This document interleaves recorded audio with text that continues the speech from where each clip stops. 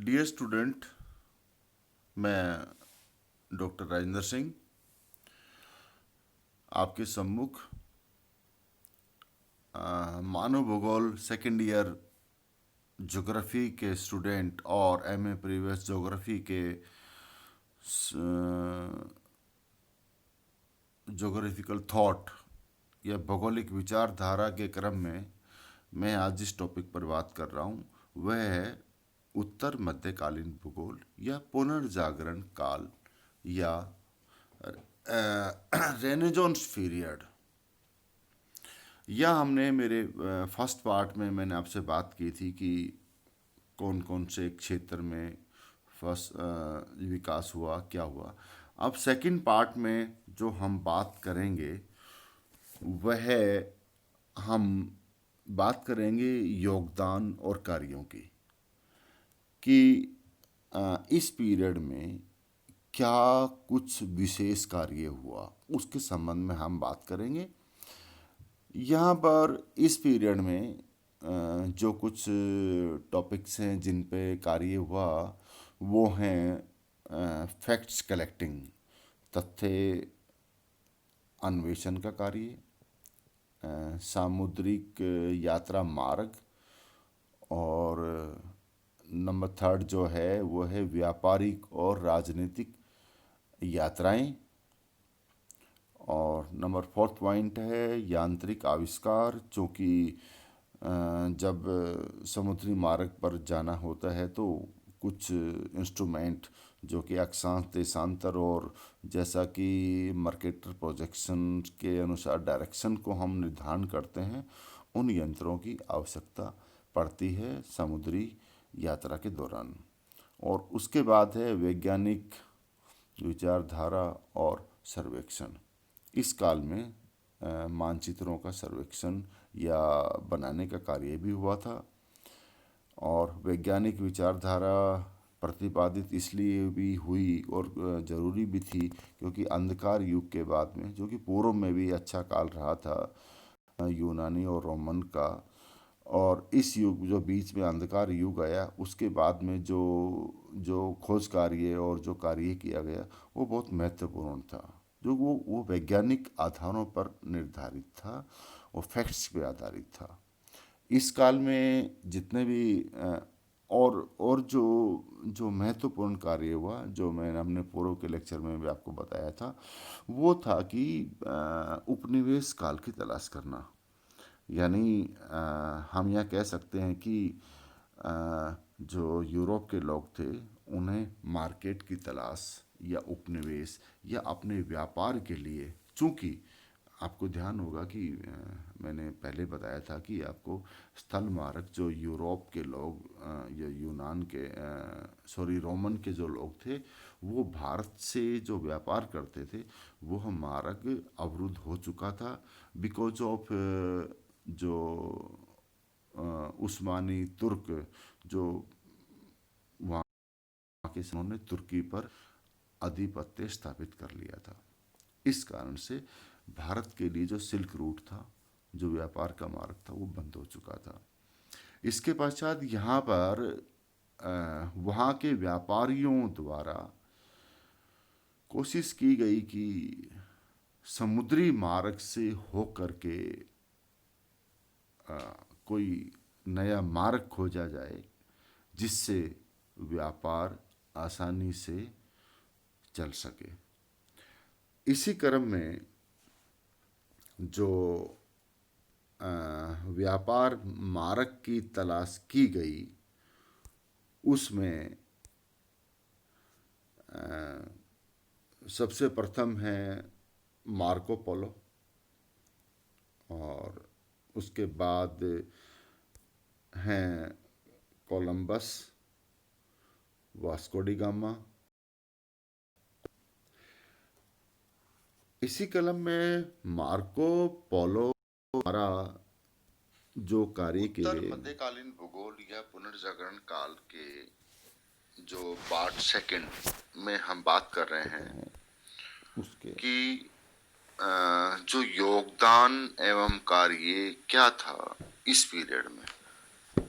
यानी जो पुनर्जागरण काल में क्या योगदान रहा और क्या कार्य हुए। उसमें प्रथम है तथ्य अन्वेषण, यानी कौन कौन से आंकड़ों का संग्रहण किया गया। नंबर 2 पॉइंट है सामुद्रिक यात्रा मार्गों की खोज। और थर्ड पॉइंट है व्यापारिक और राजनीतिक यात्राएं। और नेक्स्ट है यांत्रिक आविष्कार। और उससे आगे हमारा है वैज्ञानिक विचारधारा एवं सर्वेक्षण। क्योंकि ये जो काल था वह फैक्ट्स को कलेक्ट करने का पीरियड था। चूंकि जो रोमन या यूरोप के जो लोग थे वो अपने व्यापार जो कि पहले से चल रहा था, ये हमने पूर्व के लेक्चर में डिस्कस किया था कि उस व्यापार को बढ़ाने के लिए, क्योंकि स्थल मार्ग बंद हो चुका था, इसके बाद उन्होंने अपनी यात्राएं प्रारंभ की जिसमें ये पता करने की कोशिश की कि किन मार्गों से होकर के कहां पर हम अपने व्यापार को सुनिश्चित जारी रख सकते हैं एवं कहां पर अपने उपनिवेश के कार्य को प्रारंभ कर सकते हैं। सेकेंड पॉइंट है हमारा सामुद्रिक यात्रा मार्ग। चूंकि ये हम जानते हैं कि पूर्व में ही जब रोमन साम्राज्य का और यूनान का जो व्यापार था वो भारत और पूर्वी देशों के साथ जो संपादित किया जाता था वह स्थल मार्ग से होता था। इसके पश्चात उस्मानी तुर्कों का जब तुर्किस्तान पर कब्जा हो गया तो स्थल मार्ग अवरुद्ध हो गया। चूंकि तुर्क जो शासक थे वो मुसलमान थे और जो यूरोपियन जो व्यापारिक थे वो ईसाई थे, तो इस कारण से वहां से व्यापारिक मार्ग बंद हो गया। अब यूरोप के या रोमन आप समझिए, इन समस्त व्यापारियों ने मिलकर के जल मार्ग खोजने की तलाश की गई। तो कौन से जल मार्गों से होकर के हम ये जो लोग थे वो व्यापारिक जो पूर्व के देशों में व्यापार कर सके,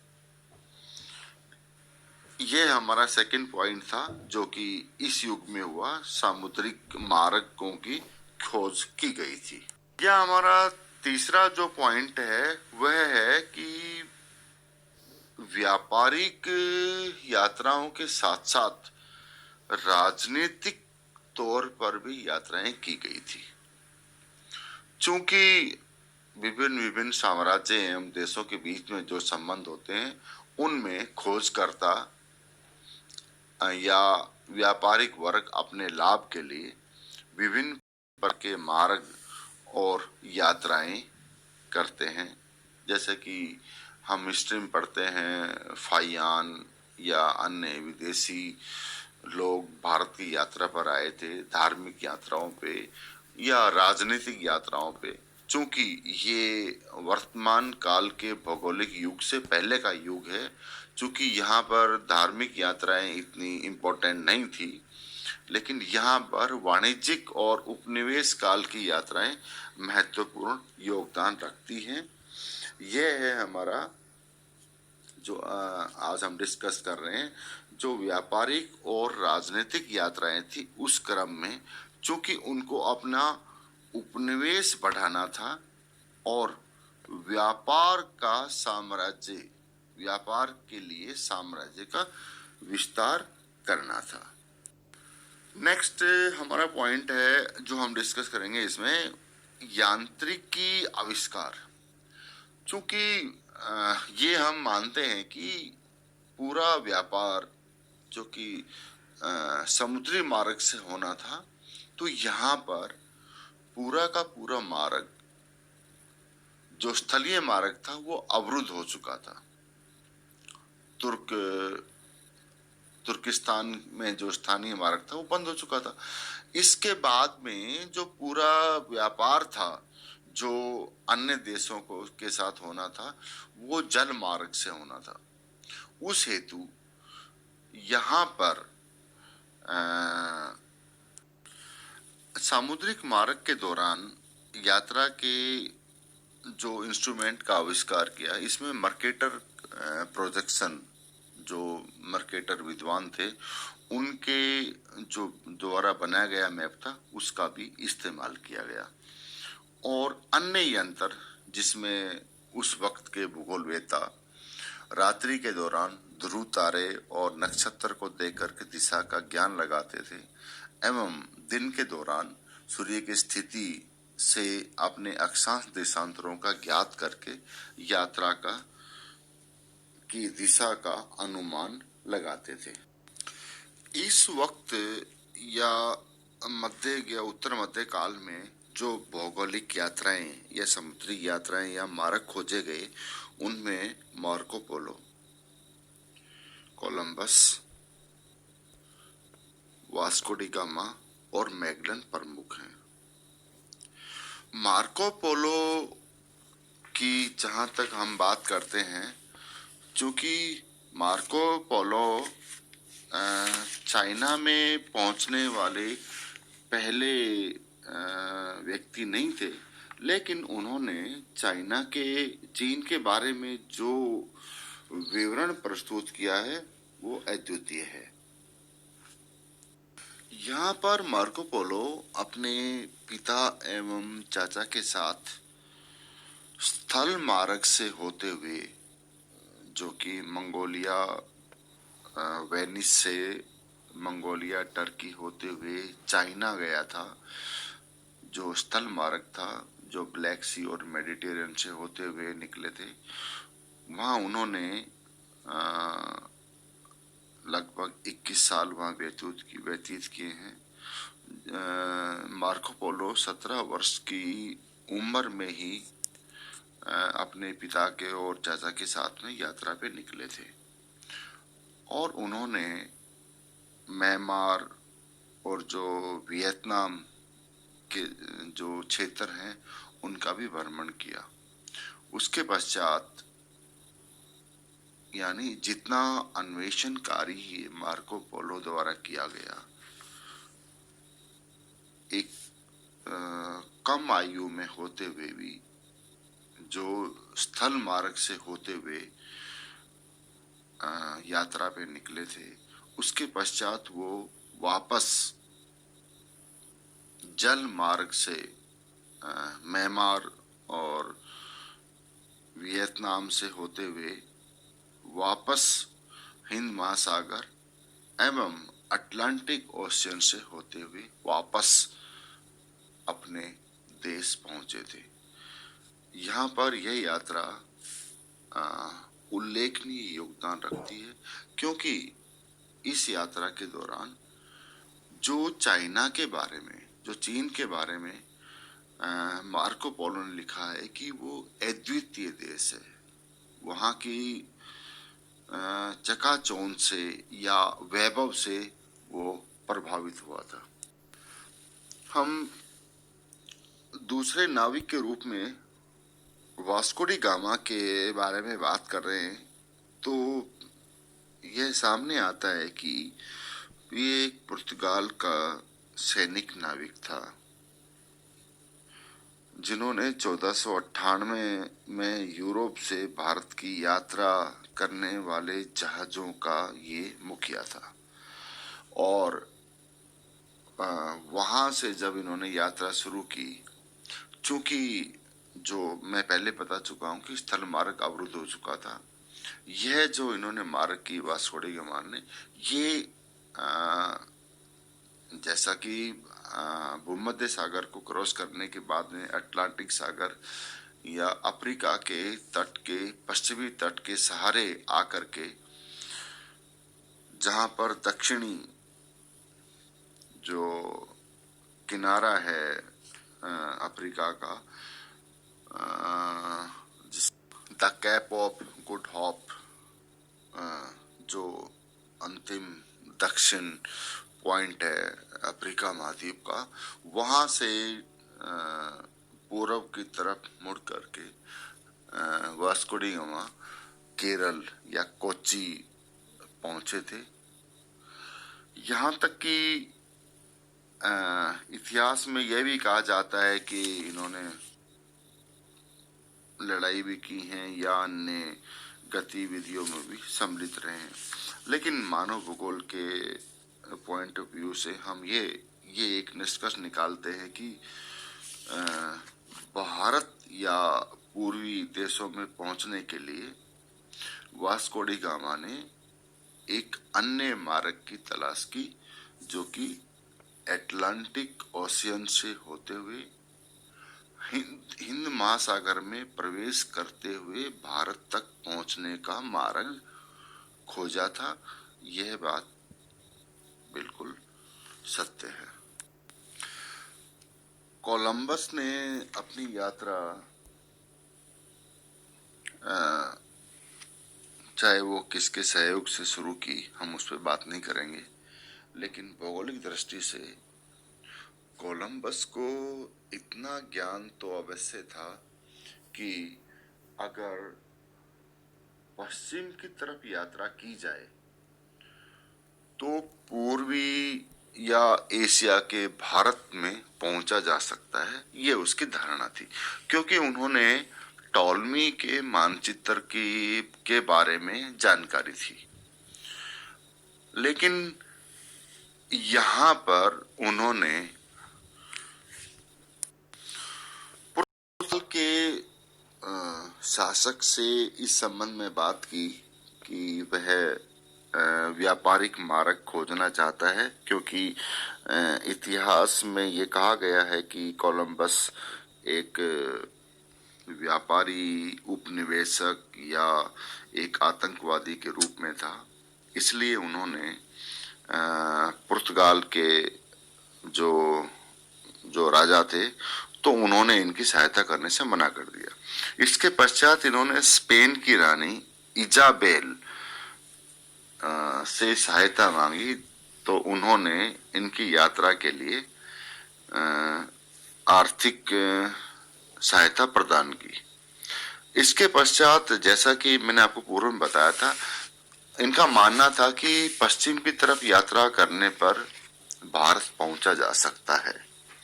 लेकिन इस वक्त इनके साथ कोई भी नाविक या जहाज में जाने के लिए कोई तैयार नहीं हुआ, क्योंकि उस वक्त यह मान्यता थी, क्योंकि जो रोमन ज्योग्राफर थे उन्होंने ये कहा था कि पृथ्वी एक टेबल के समान है। तो जब वो जहाज में, उनकी मान्यता थी जो नाविक थे वहां पर, कि अगर हम उस टेबल के किनारे पहुंचेंगे, पृथ्वी के किनारे पे पहुंचेंगे, तो हम नीचे गिर के हमारी मृत्यु हो जाएगी। इस प्रकार की धारणा वहां फैली हुई थी। लेकिन कोलंबस को ये जानकारी थी, जो कि टॉलमी के मैप के अनुसार उन्होंने कहीं यह भी बताया था कि जो कि ये पूर्व में भी पुर्तगाली नाविक होने के कारण ये समुद्रिक यात्राओं की भ्रमण कर चुका था। इनको ये पूर्ण आभास था कि पृथ्वी गोल है और पश्चिम की तरफ यात्रा करने पर भारत पहुंचा जा सकता है। जो ही इन्होंने पुर्तगाल से अपनी यात्रा शुरू की, तो ये उत्तरी अमेरिका के ईस्ट इंडीज जो द्वीप समूह हैं वहां पहुंचे, और इन्होंने वहां पर जो लोगों को देखा तो इन्होंने उनको रेड इंडियन का नाम दिया,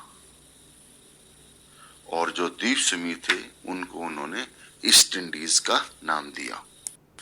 जो नेक्स्ट हमारे नेविगेटर हैं वो हैं फर्दिनांद मैगलन। मैगलन पुर्तगाल के प्रसिद्ध अन्वेषक और नाविक थे। उन्होंने स्पेन के सम्राट चार्ल्स प्रथम की सहायता से मसाला द्वीप, या जिसे हम मलेशिया का मुलुक्कू द्वीप कहते हैं, वहां की यात्रा के लिए निकले एवं पृथ्वी की खोज एवं पृथ्वी का चक्कर लगाने का श्रेय मैगलन को दिया जाता है। चूंकि मैगलन ने पृथ्वी का संपूर्ण भ्रमण किया, यह एक अतिशयोक्ति भी है कि जहां से यानी पुर्तगाल से जब उन्होंने अपनी यात्रा शुरू की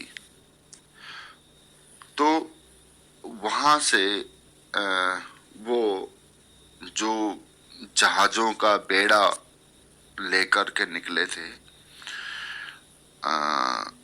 दक्षिणी अमेरिका को पार करने के पश्चात यानी अंध महासागर को क्रॉस करने के बाद वो एक विशाल महासागर में पहुंचे, जिसको क्रॉस करने में जिसकी यात्रा पूर्ण करने में उनको 3 माह लगे। यहाँ पर उन्होंने ये नोट किया या उल्लेखनीय था कि यह महासागर बहुत ही पीसफुल था, यानी शांत था। उसी के नामकरण पे पैसिफिक सी, और जो कि शांत सी था इसलिए प्रशांत महासागर का नामकरण, क्योंकि मैगलन की जो पुस्तक थी उसके अनुसार उन्होंने जो अपना विवरण लिखा था उसके अनुसार ये नामकरण पड़ा था। क्योंकि मैगलन कहा जाता है कि अपने सफर के दौरान उनके जो बेड़े में 224 लोगों की यात्रा के दौरान ही मौत हो गई थी, लेकिन अंतिम यात्रा के दौरान यह कहा जाता है कि फिलीपींस के आदिवासियों ने भी उनकी हत्या कर दी थी।